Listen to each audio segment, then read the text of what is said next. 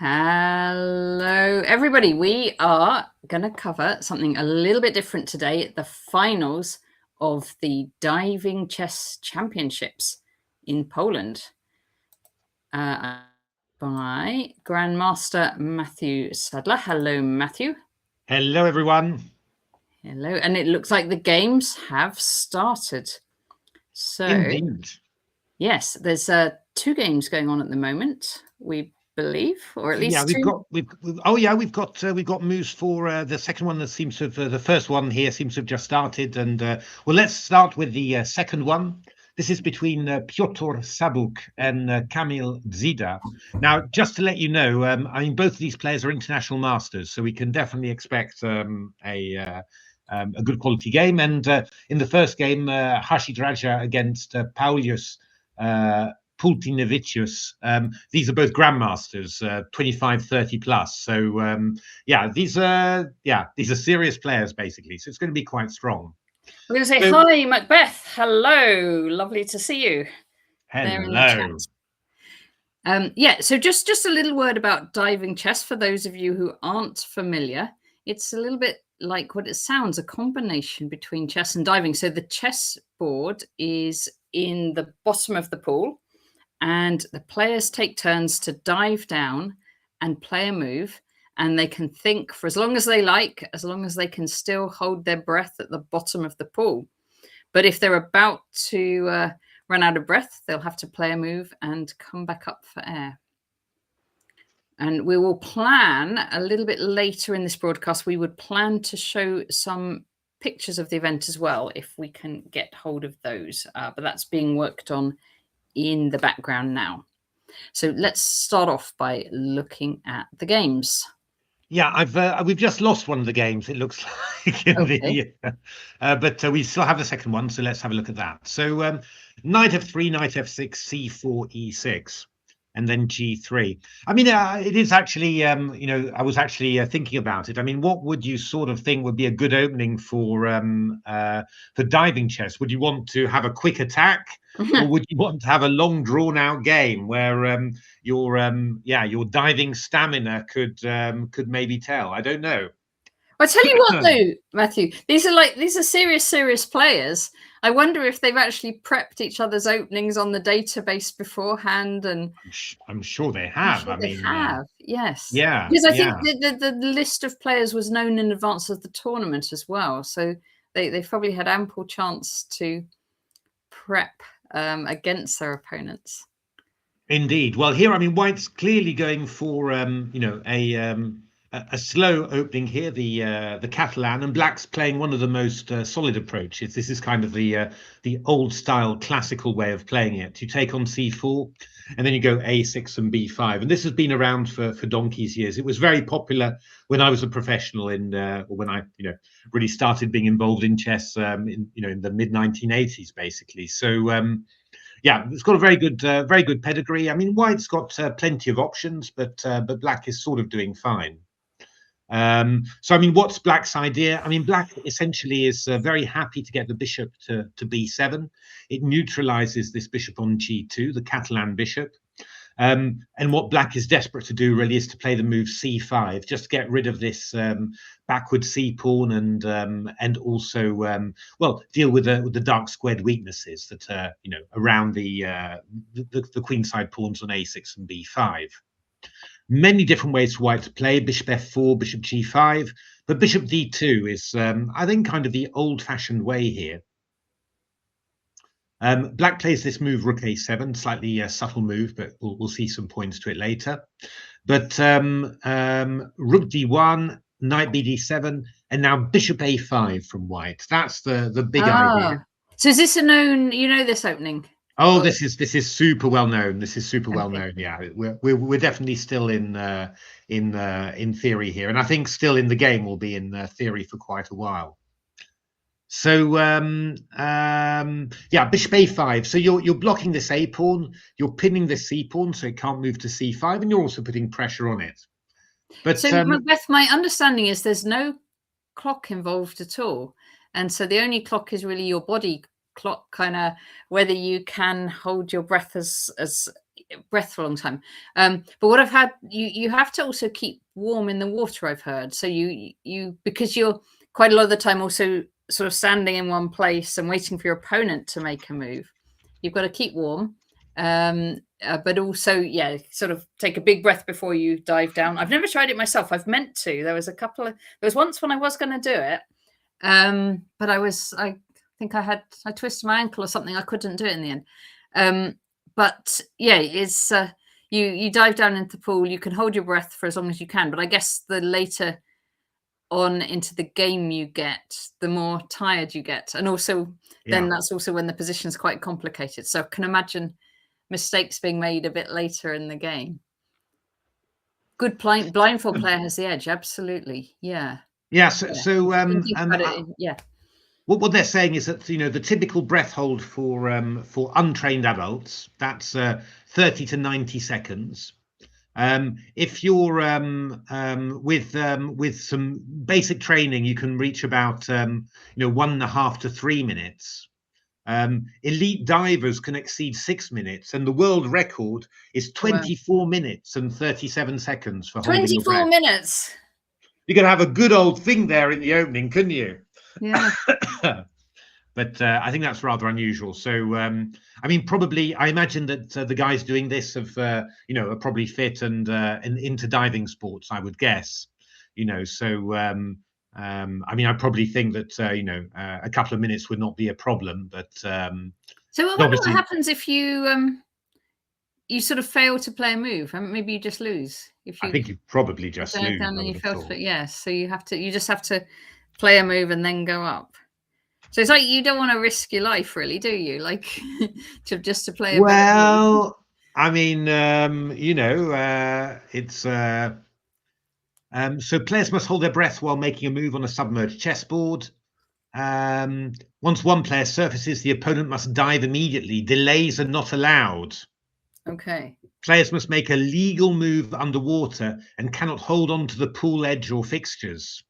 Okay. Players cannot use weights or any devices to help them stay underwater. And I think that's a new rule, because I think some of the players used to have weights to help them. Yeah, because like I don't know if you know Rajko Vujatovic.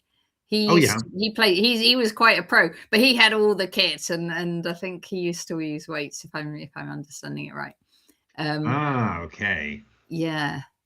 Yeah, I mean, I'm just taking a look at the rules here. Players must wear a swimsuit. Goggles are allowed and encouraged. Wetsuits, weights, snorkels, and other accessories are not allowed. No wetsuits, because I think they did all used to wear wetsuits. Okay, so that must be a change from a few years ago. Yeah. And as Macbeth says, being able to play blindfold, because what you could do is actually do most of your thinking when your opponent's diving down to make a move. If you can have that position in your head, you can kind of have a good think about the game. Yeah. They're saying that the player who is waiting is allowed to put their head into the water to observe the board, but they are not allowed to dive down with their whole body until their opponent has resurfaced. Okay. Oh, well, then probably you do all your best thinking at the surface. Like, so you can have goggles and a mask. So you just sit and watch. That's quite intriguing. Yeah, there's no requirement to say check when putting the opponent in check. Well, they have to write down their moves. No, there's no writing down of their moves. Well, there's no law against it, I think. If someone comes up for air without making a move, they get a warning, provided that they have a legitimate excuse. The next time, it's an automatic forfeit. Oh, so what about Zugzwang then? You could do it once. You could get out of Zugzwang by not making. No, you have to make your move, I think, but you're just allowed to go up and without. Oh, I see. How deep are they? Now, my understanding, I think, Macbeth, I've seen pictures where they can actually stand. So it's not like. I'm just going to see. I'm going to try and share this. The pool depth for tournament play is between 1.1 to 1.6 meters. Oh, so you have to be pretty tall. Yeah. So I'm just going to, let me just put this. I'm going to hide your chessboard for a second and just put this. This is, I've just got some static pictures there from there's if you're on Instagram, there's a diving chess page that pictures go, and so perhaps that picture there in the top right kind of shows you what it's about. So it looks like there's more than one game going on once, and they dive down. You can see that guy at the back standing up, and you dive down there and play the move. There's another one just in the middle there, so you can see some pictures. Let's see if I just scroll down on that page. Yeah, and there's there we go.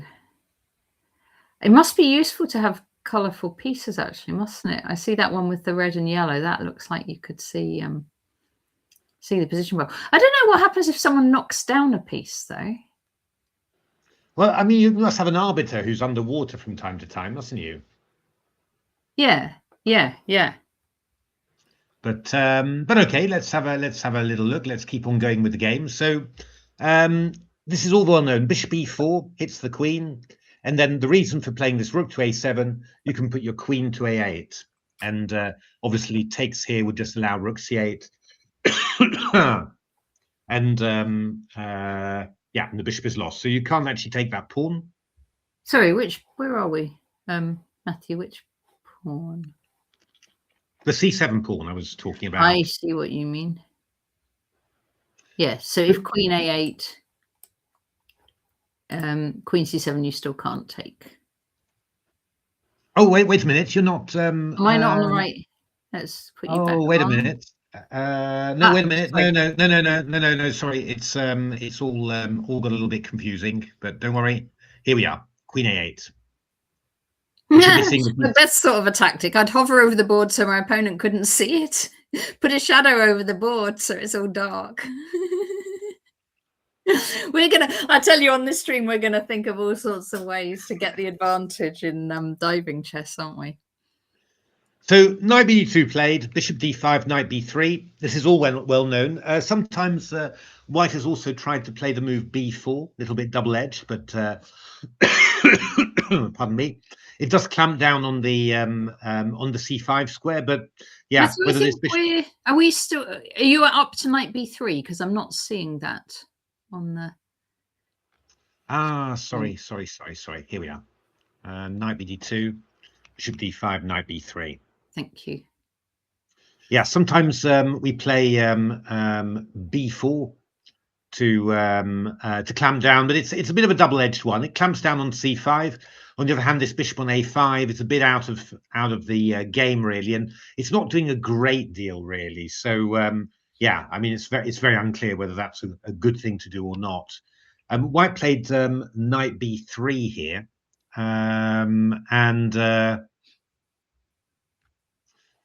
yeah, I mean, now black's got to kind of decide what he wants to do there. So black plays the move c5, which I think we're still into theory here. In actual fact, it's I think simply that white can't actually stop this break properly. Knight takes c5, rook c8 played. Now b4 from white. And now black cementing that knight is quite nice. Yeah, now black strikes out with e5. So the whole board's on fire here. I hope not. They're the right place for that, isn't it? It'll put the water, put it out. Absolutely.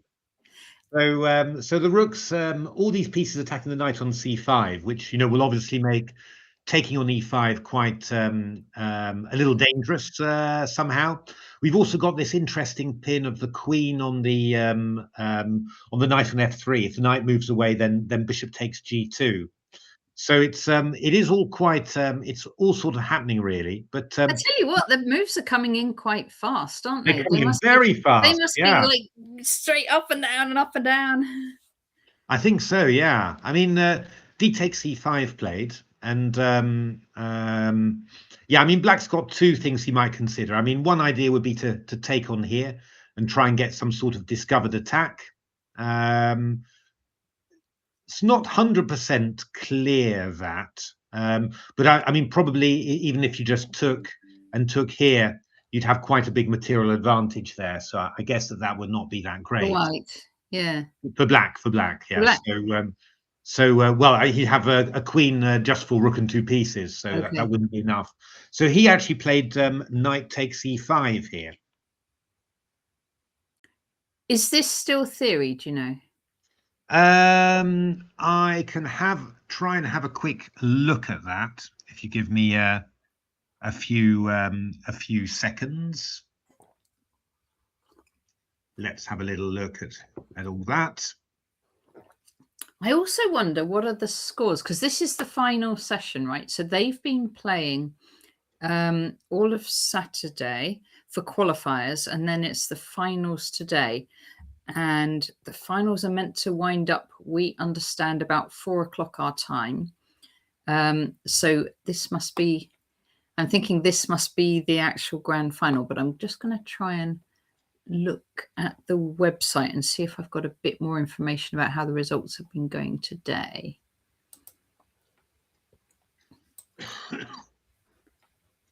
Yeah, it is a Swiss system, I think, isn't it? Okay. Oh, okay. And which round? How many rounds do we know? Chess, Poland. I'm just looking at the results on the website. Oh no, there's only past results. Okay. Yeah.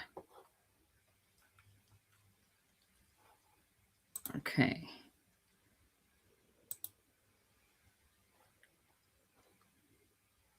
Yeah, I can't see the results during the day today. But let's assume this is the two. This one's two IMs, isn't it? And then we've got the GMs in the other match. Yeah. Oh, good Lord! There's the result has come in already, so we better take a look at the game. So actually, C5 was a novelty. Actually, just the previous move that had been played here was knight E4, but C5 was a novelty. So so black took with E5 and then took the bishop on G2. So this is quite an interesting little situation there. I mean, white's got an extra pawn. Black's got the two bishops. Yeah. It's not clear really how great those two bishops are, but here certainly white made a little mistake. He played bishop B6 and rook B7 happened when obviously, you know, there's a pin, so the bishop you can't take the rook. So he moved the bishop back to A5. I don't know whether that was a sort of implicit offer of a draw. Maybe it was a draw because that rook. Okay. Oh, the rook isn't really on freeze still. No, that's right.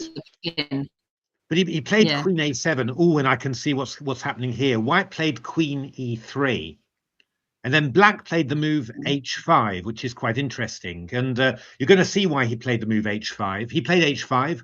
White played the move King F2. And then the rather evil tactic, rook takes C5 happened. Wait. Just don't tell me. Rook takes C5. So if you take it... Oh,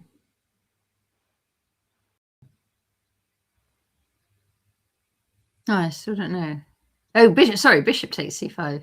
Yeah, that's right. And he played H5 in order to make sure that rook D8 check wouldn't be mate. Wouldn't be mate. So yeah, I mean, white played knight D3, but black was a piece up here. I mean, that's not necessarily easy.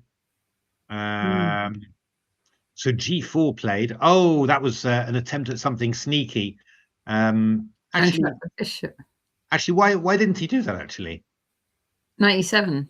Because I mean, I'm assuming. I'll tell you why. Because you've got G3 at the end. Yeah, but it's check. It's check. Oh, white could have done it.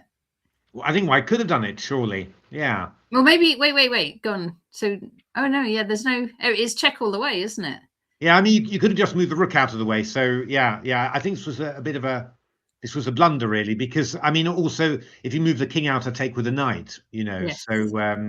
So yeah, king G3 was played, but now bishop D6 check, king H7, and white resigned because yeah. Oh gosh, so white had a chance right there just before. White had a little chance there. And would that have won for white? No, it would still have been good for black. I mean, probably. Well, yeah, most probably.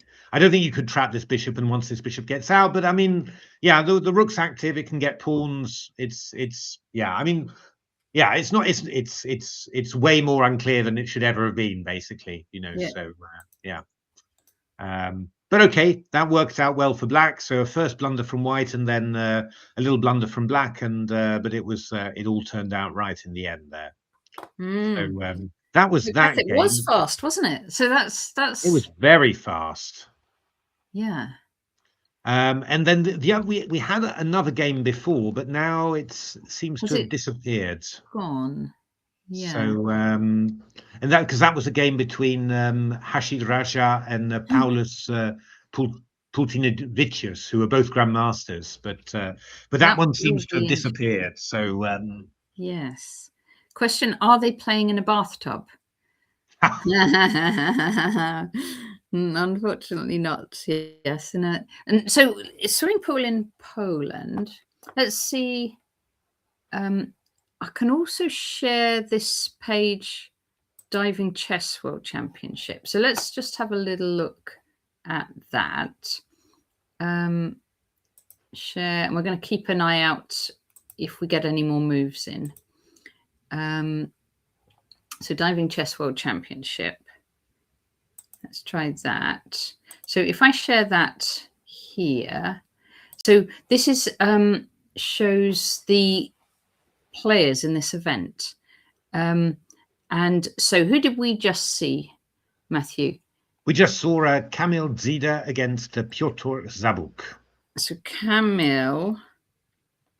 So there you are. This one here was playing white, and Piotr. This one here was playing black. So we just saw this guy winning. I know all opening tricks and can hold my breath for 30 seconds. My dreams are mastering flawless diving skills, obtaining the GM title, and winning the treble by my beloved football club Man U. So that was who just won the game. And the opponent was Kamil Zida. This will be my first encounter with diving chess. I'm counting on lots of fun and not drowning. Well, let's hope he didn't drown. And then the other game that we're going to see, hopefully when the moves come through, is Harshit Raja.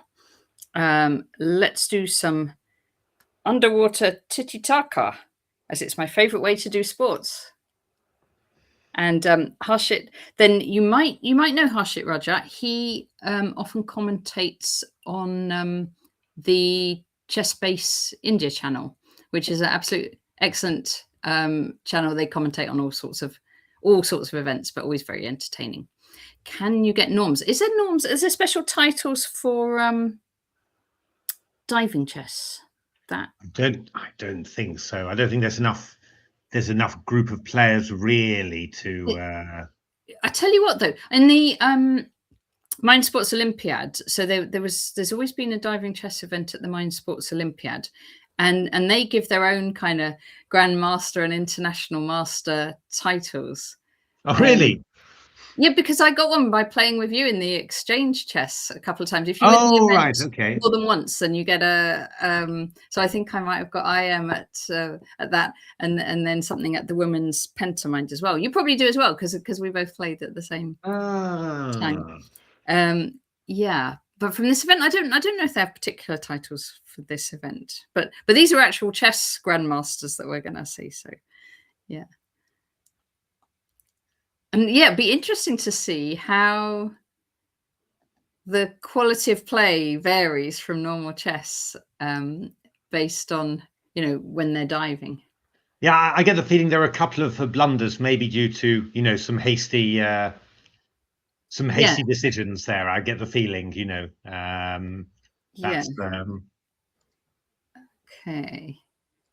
Right. Oh, I've seen we definitely got, so they put up games 5.1 and 5.2. Okay, so I'm going to stop. I'm going to hide this one on the stream. But I don't know who the players are yet. So okay, so we've got the next round is going to start. But we don't know who's playing. Oh, so 5-1 final. It's in Polish. You see at the bottom of your screen there. But that's maybe not the people. That's just saying it's the final. Yeah, that's right. That's just the round 5 board 1, round 5 board 2 it'll be. But I don't think yeah, I don't think yeah, no, I don't think there's Yeah. So Michael's saying, sorry that board 1 didn't work. So in the other one, we didn't, I think, because you know how the moves are coming through to us. It's nothing automatic at all. It's people are saying what the moves are, and then people are inputting them into Lichess. It's like the old days. Were you ever, like the old days. did you ever do the demo boards for tournaments? I used to do that, and you'd go, like I'd sit by it was at the British, and there was like people were playing, and then there'd be this big demo board behind me or behind, and then you'd sit by the board and you'd write down what the moves are, and then you'd run to the commentary room and tell them what the moves are. And they'd put them up on the board. But if you get it wrong, then they're obviously analyzing the wrong position or whatever. Yeah, so they managed to they got one of the boards working for this time. I'm just trying to find out what the timings are as to when we next expect moves. Just going to find that out. Yeah, Simon Williams did chess boxing. Yeah, he did, didn't he? And Lawrence Trent as well did chess boxing. Do you remember there was that big match? He lost in the end, didn't he, Lawrence Trent? Yeah, he lost. He lost, I think. It was against Greg Shahadi, I think, right? That's right. Yeah. Yes. Yeah. Actually, I haven't watched it. Someone told me I have to watch it because it's really entertaining, but I haven't yet. I keep meaning to and then forgetting. I think Jen Shahadi did some chess boxing the other day. She? I think she did. I think I saw that on her X. I wasn't sure whether she was joking or serious, but I think she was serious. So oh, I can imagine. Thanks for the follow, Challenger Duke.